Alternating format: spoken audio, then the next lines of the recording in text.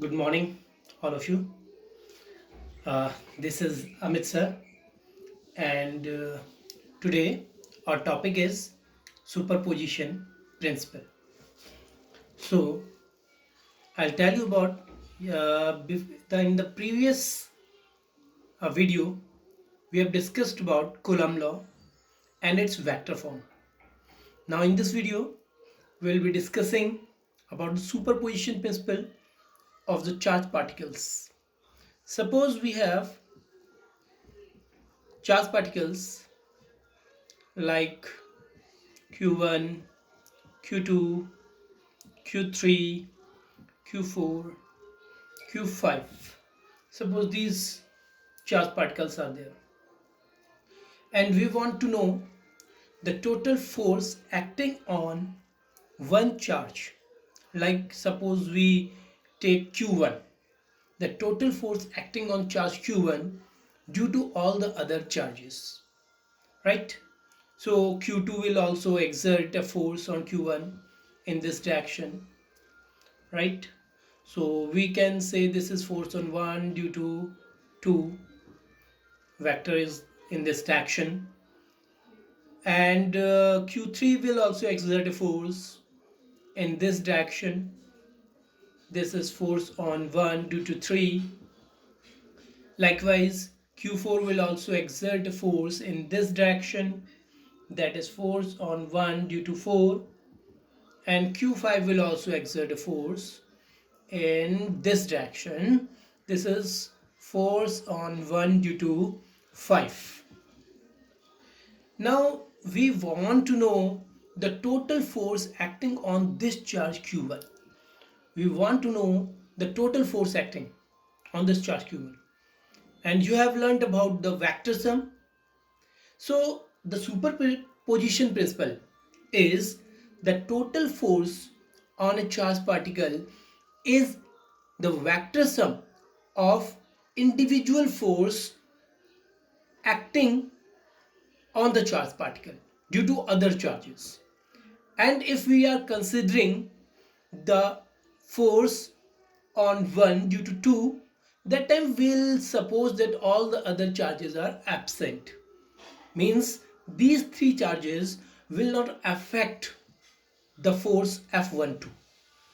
If we are considering the force due on 1 due to 3, this one, so that time we'll assume that Q2, Q4 and Q5 are absent. Then only we can take out the vector sum. And now you can apply the vector sum F1.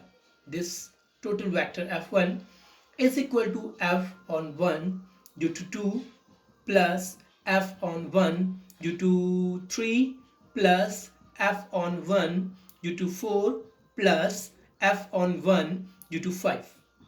So this is the vector sum.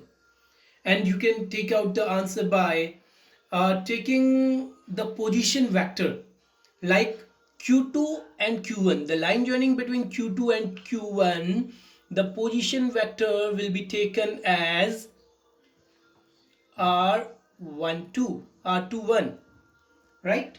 So this is the position vector R21 cap in this direction.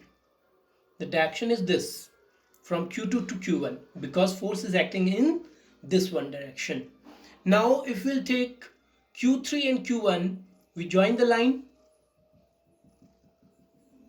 Now the position vector will be taken from Q3 to Q1, and the unit vector is R31 cap in this direction, because force is acting in this direction. Likewise, due to Q4, if we'll join the line, so this one is the direction of the unit vector R41 cap, right? And similarly, this is the direction R51 cap, right? So now we can write it as F1 vector is equal to 1 by 4 pi epsilon naught Q1 Q2. F12 is Q1 Q2 upon r square and unit vector is r21 cap plus 1 by 4 pi epsilon naught q1 q3 upon, and this is r12 square, right, because this is the vector r12, right, and here r13 r31 cap, this is square, right. Now f14 1 by 4 pi epsilon naught q1 q4 upon r14 square r41 cap plus last 1 by 4 pi epsilon naught q1 q5 upon r15 square r51 cap. So this is the superposition principle, and because of this we can calculate the total force acting on a single charge due to all the other charges. This will be applicable in most of the numericals you will be solving, right. Now we'll talk about continuous distribution of charge, right, continuous distribution of charge.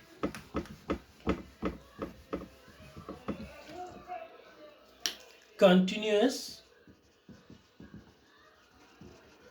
distribution of charges, right. So the continuous distribution of charge may be one dimensional, two dimensional, or three dimensional.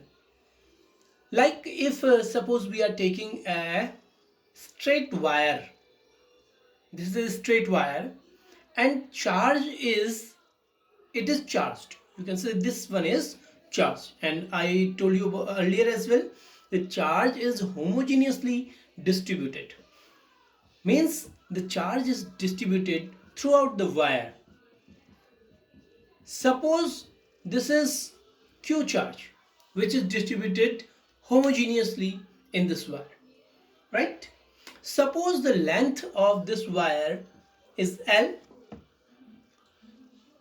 so this is called line charge distribution, right. This one is the first type of charge distribution, which is one dimensional, and this is line charge distribution.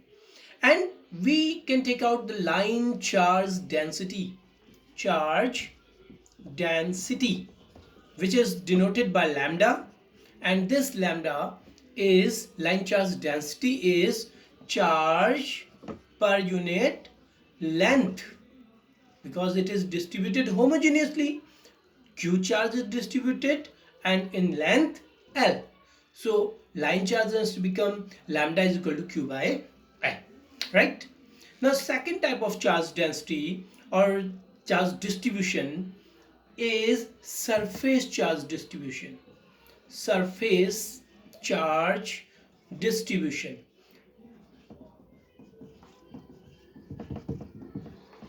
right. In this we can take, suppose we are taking an area, suppose this is area A, and this is some metal plate you can consider, and suppose it is also charged Q, and charge will be developed homogeneously throughout the area. So what is the charge density here? The charge density is called surface charge density, and it is denoted by sigma. This is charge per unit area, and this charge per unit area is sigma is equal to q upon A. This is equal to q by capital A, because q charge is there and A is the area, right. Now third type of charge density we'll be talking about. This type of charge density or charge distribution is volumetric. Third is volumetric charge distribution. So we can consider, suppose we are considering one sphere.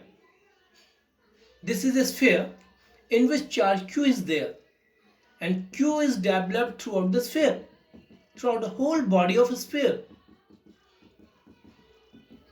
right? If it is a solid sphere, we can say the charge q is distributed throughout the volume. This is not only the upper surface the charge is distributed, the charge is also inside. So uniformly it is distributed throughout the body. Now what is volumetric charge density? Firstly, this volumetric charge density is denoted by the letter rho, and it is charge per unit volume. So rho is equal to charge q divided by volume of this sphere, that is 4 by 3 pi r cube, right? So this is volumetric charge density, and you can take out its unit as well. Charge per unit volume. Charge is coulomb divided by volume is cubic meter, coulomb per cubic meter. And earlier we discussed about surface charge density, that was charge per unit surface area. Charge is coulomb per cubic square meter for surface charge density. And for line charge density, which was denoted by lambda, the unit was coulomb per meter, right? So you can take the unit as well. Sometimes unit may be asked, right?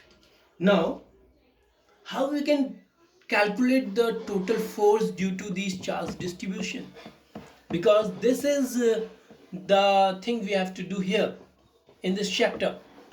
You will be asked such type of questions in which charge is distributed uniformly in a wire, and you have to take out the force on a charge q naught, test charge you can say. This is a test charge q naught due to the whole length of the wire. So how you can take out that time? That time you have to take an elementary length. This elementary length is dl. You have to take the elementary length dl. Suppose charge q is here throughout the wire, and suppose the small elementary length dl, the charge is dq, small charge is dq, right? So this time we can take out the line charge density. Line charge density lambda is equal to total charge is dq upon dl in this elementary length, because the line charge density will be same throughout. So either we take q upon l, if l is not given, then take dq by dl, it would be same, right? So lambda is dq by dl. Now firstly take out the force because of the elementary length. Suppose this is r, and this is the unit vector in the direction of r cap, right? Now the force will be in this direction due to this, right? Okay, suppose a small force df would be there because of the elementary length, because of elementary length dl, elementary length dl, the force df is equal to 1 by 4 pi epsilon naught. What is the charge here? dq. And what is the charge here? q naught. q1 q2 by r square. And what is the unit vector? r cap. So this is the total force due to this small elementary length. The total force due to the wire can be calculated by integrating the above 1 by 4 pi epsilon naught dq q naught by r square, right? R cap, if we'll take magnitude only, then R cap magnitude is 1. That time magnitude of df will be 1 by 4 pi epsilon naught dq q naught upon r square. Magnitude of R cap would be 1, right?